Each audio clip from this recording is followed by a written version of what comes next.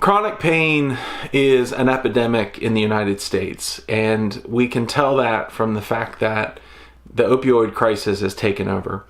In this episode, Zoe and I talk a lot about chronic pain and how FPV can help combat chronic pain to a large degree. I hope that you enjoy. Dun, dun, dun. Dun, dun, dun. So, one of the companies that you spoke of, we're gonna turn the conversation a little bit because it's been a little bit doom and gloom, which I think is warranted, and I think we need a good dose of that in the FPV community right now. I call it realism. Yeah, no, I do too. I do too. A little dose of realism will do a lot of people a good amount of help. But there's, judging by some Facebook posts, there's some stuff that's come out recently. So are you a new Rotor Riot pilot? Maybe. Maybe. So I don't know when this is airing, but I think the official announcement's going to happen sometime after this airs. So yes, I am an official Rotor Riot pilot now. Congratulations. Thank you. It means I am not working for them. I am a pilot, and there's some sponsorship and deals that do come with that make it more fun and kind of inviting, and hopefully in the future slightly profitable for me to actually be a part of the group and to keep making content with them. I've been a fan of Rotor Riot for a long time, a critical fan. I've even in their podcast talked about some of the things that are issues within their community and how they could do things better. Mm-hmm. And they've definitely taken those things to heart since I talked about them. And it's one of the reasons I love Drew and I love the current group is that they're very much on the edge of trying to do the right thing, not just for them, but for everyone involved. And I know there's been history where that hasn't been the feeling of the case for some people, but seeing the leadership that Drew's brought to the table and his passion for it and how hard he worked, I got the chance to just chill in the Rotor Riot warehouse for a couple days, not filming, just enjoying myself and relaxing while I watched everybody else work. Mm-hmm. And to see how much Jeff Orta puts into it and to see how much Drew puts into it and David Knight behind the scenes, those guys put their heart and soul into what they're doing. And to me, that's infectious. And one of the reasons why I'm super stoked to be a pilot and part of the group now. Because they're trying to do the best thing for the industry. They're trying to put the best foot forward, not just for themselves, but the entire community. And to be a part of that is amazing. And I'm super honored that they brought me on. And I'm looking forward to making great content with them. I'm looking forward to it as well. I interviewed Cricket. Guy's an amazing pilot and an amazing person too. Cricket is just, I love that dude. I have not had a chance to hang out with him one-on-one. But he every time he actually vacations a lot down here. Cool. And so whenever he comes down to Williamsburg, he always makes time, hey guys, I'm down here, let's go fly. And he makes time for the local guys to come out and see him. But watching him pick up 3D under your tutelage was awesome. I really enjoyed it. Yeah, I was super stoked. I felt because a lot of people consider me the queen of 3D, and he is, to me, the king of backwards. Yes. For us to be able to come together and to film an episode like that, the only thing that would have been better would be me and Maddie's stunts. But I think Cricket is a great choice, too. Yeah. I've always dreamed about flying with Maddie's stunts and trying to see him do 3D. Because he already flies like he's flying 3D already in a lot of ways. Yeah. But Cricket, he picked it up so quick. And me and him have been kind of talking about 3D for about a year now, actually. Mm-hmm. And he first had a chance to try it in Quad Camp San Diego over concrete, and he miraculously didn't destroy my machine. So that's a first. Most 3D pilots, when they first give it a shot, they're almost always going to crash their first attempt. So to see Cricket pick it up, especially the second time, and to start immediately to start doing stuff with it was awesome. Like, it definitely gave me the perspective that with his backwards flying, he has a really high spatial awareness. Like, I think much more so than a lot of pilots, because to be able to do the backward stuff that he does, you have to have a map of the environment in your mind, basically, which for 3D gives you a huge advantage. On top of that, he flies with zero tilt, which for 3D gives you a huge advantage. So for out of all of the pilots that I've been able to fly with, Cricket is definitely, I think, the best one to pick it up. And I heard he's going to start flying 3D on the side and start practicing it. So I'm terrified. Like, I am... Which one of you went home with that quad? Cricket. Oh, no! Yeah. I will say, that quad does not have the same tune that yours do. Yeah, well, so... I don't know, let me pull out my Unicorn. And by the way, let's pimp your frame for a second. This is the Unicorn. This is Zoe's frame. Yeah, so this is the Unicorn. Actually, let me pull out one without the GoPro on it so you can kind of have a better idea. It has a deadly weapon on the front. It has 2 deadly weapons, actually. Yes. Let's see if I can... God, I need more lighting in here. That would be all right. But yeah... is there a link that I can put up that people can take a look at it? Yeah, so if you want to check it out, I've got several Instagram posts that really feature the frame. Okay. But the cool thing is you've got horns up front that your GoPro sits on. So far, out of the 30-plus pilots that are flying it, no one's broken a horn. That's awesome. It has 6mm arms going into a trellis design. Again, super hard to see. Yeah. But it's pretty much unlike any frame that I've seen before. And it was an frame concept that I started working out on about 2 years ago, actually. And at the time, I didn't know how to CAD. I didn't know how to really put that information into the computer in a way to cut a frame. And so I reached out to multiple people, and the first 2 people that wanted to help me just could not design this frame. And then I hooked up with Stingray FPV, and that was about a year ago, and he was able to take my drawings from Photoshop, bring them into Fusion 360, and then sit down with me to actually design the rest of the frame. And then at the end of the process, a few months ago, I actually took over design work from Ray, and now I'm doing all the Fusion 360 work for it myself. That's awesome. So all the final adjustments that have been made to the frame, I did. From revisions 3 to 5, all that was me. And so it's kind of been a lifelong journey of me. In the process of trying to make this frame and bring it to market, I learned how to design. And it's been really cool. So, like, my day job now, I design drone frames for Hess Systems and Outcast Drone Works. And it's kind of become, I guess, part of my work.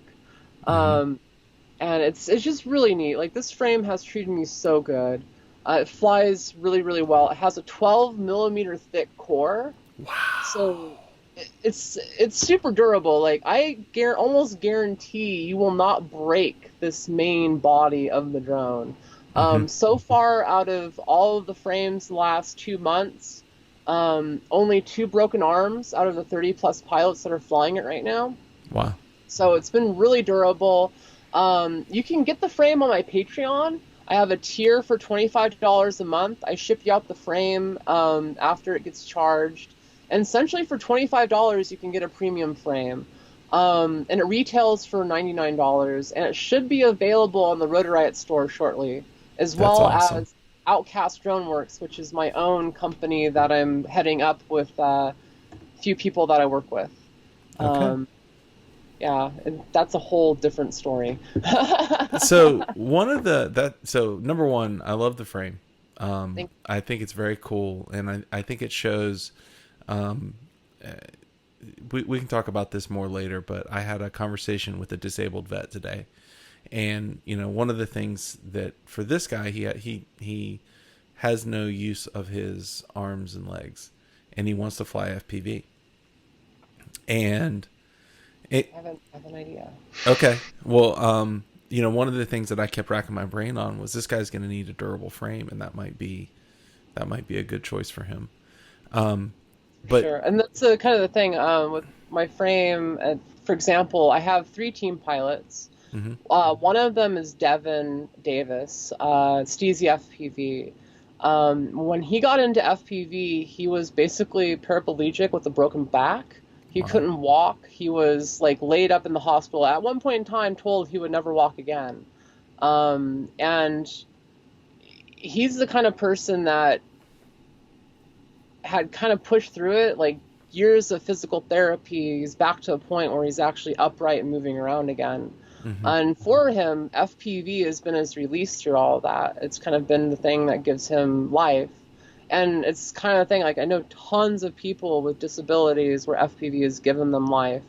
And for instance, if he has ability to use his tongue or his head, I know there's input devices that can be used to translate those movements into something the drone can actually use.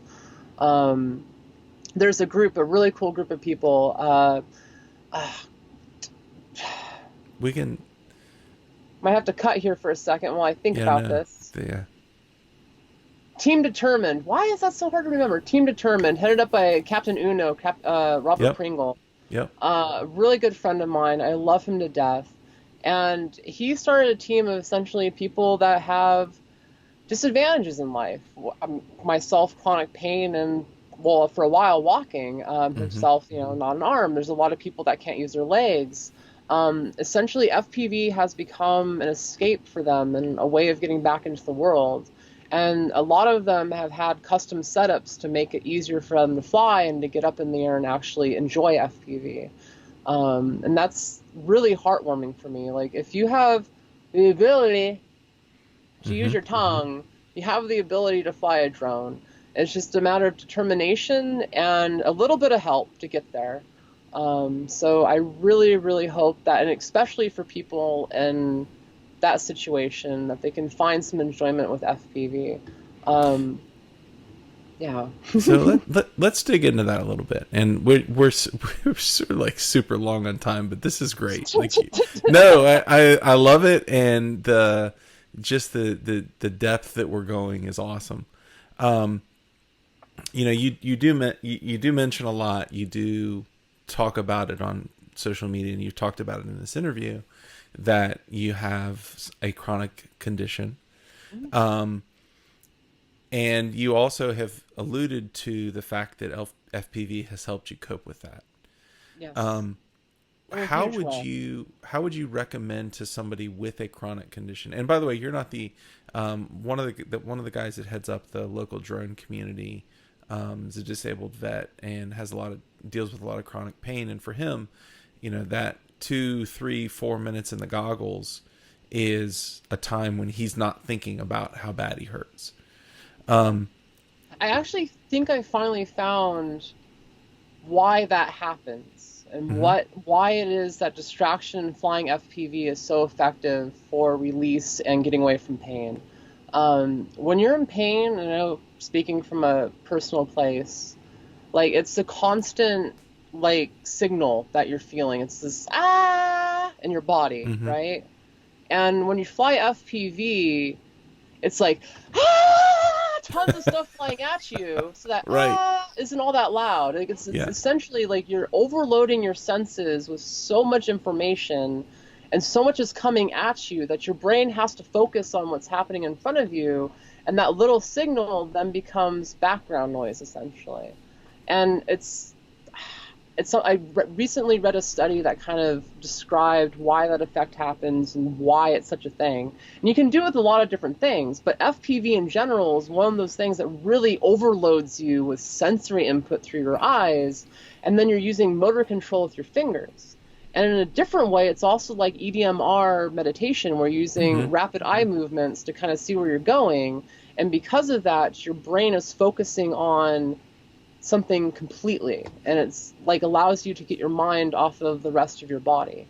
I really wish there were studies done on this that could show you exactly what that effect is, the exact chemicals that are released in your brain, how much adrenaline hit you actually get when you fly. Because even when you get hit with adrenaline, that's a hormone in your body that actually naturally reduces pain. It's one of those things that you get a natural release of adrenaline from flying that helps you reduce your pain after you're flying. Mm-hmm. So you have this combination of sensory overload with chemical overload, and all of a sudden you have a little brief pain-free time for just a little brief second. And then you slowly come back to reality, slowly the adrenaline wears off, and then you're left with this feeling, I want to do that again. Right. Yeah. So what are you, from your experience, what is some advice that you could give to folks that are struggling, whether it's physically or mentally, and whether it relates to FPV or not? What's some advice you could give out of the wisdom that you carry within yourself for how to cope with that kind of a thing? This is going to get deep. We're already deep. Let's go deeper. This is good. This is good. Well, one, support. If you need help to get into it, find someone locally that can help you. If you can't find someone locally, bug one of your friends to go with you to a hobby shop or whatever to get what you need or help you fly. If it's whether putting the drone down, setting it up, vocalize that you need help, because that was something that threw me off for a while. Like, I had to actively search for help to figure out how to get this all working. And there's people out there that will help you. I know a lot of the team determined pilots find locals in their area that are more than happy to help them out to get up in the air. And two, perseverance. Like, it's a skill. You're not going to just fly and have that awesome experience right off the bat. If you do, you're one of the lucky few. Right. And it's one of those things that takes time to build up to actually really get good at. And get out there, get a simulator. That's one of the things I didn't have when I was really getting into it. Learn to fly on Liftoff or FPV Freerider, which is even cheaper. Yeah. And both of those do 3D mode if you really want to try it out. So, like, that's a huge thing. And then, get a newbie drone kit. Like, I know I'm a sponsored pilot, and I love newbie drone, but seriously, their kit is out of this world. It's like a couple $200 to get up goggles, in FPV. Everything just right there, and it's really high quality. Like, I really love it. You can't go wrong with that. And the transmitter can be rebound. The goggles can be reused with other setups. Like, you're not just stuck with that. You can use it. It's a complete turnkey solution. The transmitter can be used with simulators. Mm-hmm. So if you want to practice on a sim, you can use on the sim. And then the biggest thing is to not lose sight of your life. Because for me, FPV became escapism largely, and to the point of where I started letting other things in my life slip because I was so focused on the good that FPV was bringing in my life. And this is even before, like, I got known and popular. And it's really easy to find something, and I won't say get addicted to it, and start forgetting about the other things in your life that really matter. So use it as a tool. Don't, try to keep perspective of your life when you're going through it. Because if you're finding FPV through chronic pain or some other condition, you're probably not in the best place within your life. I know I wasn't. Especially when you're searching for that thing to fill whatever it is you're hurt by. Once you find that thing, it's really hard to, let go of it / realize there's more to life than just that. So use it as a stepping stone. Use it as a way to get back out into the world. But remember, there's more to the world than just FPV. Like the friendships you're going to make while you go out and fly, the people you'll meet, the interesting strangers that'll come up to you and ask you about your drone. Like, that's one of the best benefits that I got out of it, was that it got me out of my shell. And I'm a largely introverted person. It got me out of my shell and comfortable in talking to the people around me because they're interested in what I was doing. So really, I feel like FPV is just a gateway to the world around you if you allow it to be. Yeah, I think that about covers it. Okay. A little involved. I know. I don't know if there's really much else to say besides look up the Team Determined group. They're a Facebook group. Contact Captain Uno. He has a lot of contacts. If you need help finding assistive devices, if you can't use a traditional transmitter, there are ways to get you up in the air and enjoying FPV without going the traditional route. And it doesn't take much input to actually do a lot with a drone. So, keep the faith. Know there's people out there that want to help you get into the hobby. And try not to get discouraged. I know a lot of people that are dealing with a lot already. It's easy to get discouraged when you're getting into FPV and put it on a shelf and not do it anymore. Mm-hmm. So, keep the faith. It's fun and worth it. I believe it. Well, thank you very much for this awesome interview. This has been spectacular. I've really enjoyed it. I learned a lot. And now I'm kind of almost feeling inspired. Like maybe we should go try to set up an AMA around here. How can people contact you? How can they get a hold of you? You can email me. Your content? So you can find me on YouTube, Zoe to the FPV. You can find me on Instagram, Zoe FPV. I'm on Facebook, Zoe Stumbaugh. You can find me on Twitter. I'm on a lot of different social medias. If you want to send me an email, you can reach me at zoe@outcastdroneworks.com. Okay. I love talking to fans. I know a lot of people want to reach out to me and ask me questions. If you have any questions, please do. I love helping people. And go check out Outcast Droneworks. I hate to plug, but this is a company that I'm helping start and largely the sole proprietor of right now. I am doing almost everything. And they're the first ones to carry my Unicorn frame. We have a really interesting project coming out soon that I can't really say, but let's just say it's a micro that flies for a really, really, really, really, really, really, really long time. That's exciting. That's very cool. Well, thank you, ma'am. I really appreciate it. And thank you. This has been awesome. Yeah, keep being awesome. Thank you for doing everything you do in the community. Your interviews are inspiring. I was so stoked that you asked me to be on the show. Out of every interview I've done and have wanted to do, this one had me the most excited. So thank you so much. Thank you. Thank you. And with that, folks, we will see you soon. Congratulations to Zoe for being the newest member of the Rotor Riot pilot team. Chronic pain is not something that I have to live with, though I know people that do, and it is very detrimental to their outlook, their mental health, and everything else. And knowing that FPV in some way helps combat that, even if we don't understand it, can be crucial to helping people with chronic pain just cope with what they're doing. I want to thank Zoe for being on the show. This is by far the deepest that I've ever gotten with a interviewee. And I want to thank Zoe for coming on, for being so adept at thinking deep and having so much knowledge in advance of coming on the show. I truly enjoyed this, and I hope you did too. I'd like to thank my patrons. If you want to support me, the link's below. Thank you. I appreciate it. And also, last chance to plug Give Back October for this series. Give Back October is my chance to bring to you the people that don't get enough recognition in FPV, the people that work behind the scenes, the people that don't get the fame, they don't get the fortune.